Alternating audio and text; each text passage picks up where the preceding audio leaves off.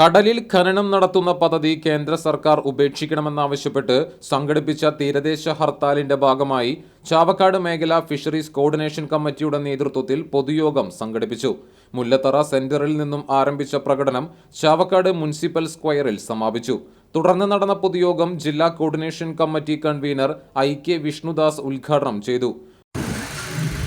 മത്സ്യസമ്പത്ത് ഒരിക്കലും നശിക്കാത്ത വിധത്തിൽ അവിടെ വീണ്ടും മത്സ്യ പ്രജനനം വർദ്ധിപ്പിക്കുന്ന വിധത്തിലുള്ള സംവിധാനങ്ങൾ ഏർപ്പെടുത്തണം എന്നാണ് മുഖ്യമായിട്ടുള്ളത്.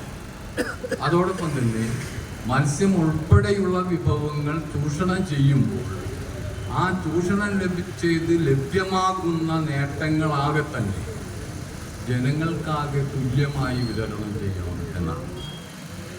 അതോടൊപ്പം യാതൊരു കാരണവശാലും സമുദ്രത്തിലെ പരിസ്ഥിതിയും ആവാസ വ്യവസ്ഥയും തകർക്കാൻ പാടില്ല എന്ന് പ്രത്യേകമായി.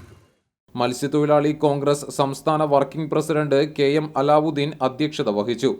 STU മത്സ്യത്തൊഴിലാളി ദേശീയ secretary PA Shahul Hameed, AITUC പ്രതിനിധി സതീന്ദ്രൻ, NCP നേതാവ് MK Shamsuddeen, CPM area secretary TT Sivadasan, VA Shamsuddeen, മത്സ്യത്തൊഴിലാളി ഫെഡറേഷൻ CITU സംസ്ഥാന കമ്മിറ്റി അംഗം KM അലി, IUML നേതാവ് ഹംസക്കുട്ടി മന്നലാങ്കുന്ന്, മത്സ്യത്തൊഴിലാളി federation CITU divisional secretary KS Anilkumar, coordination committee convener PK Kabeer എന്നിവർ സംസാരിച്ചു.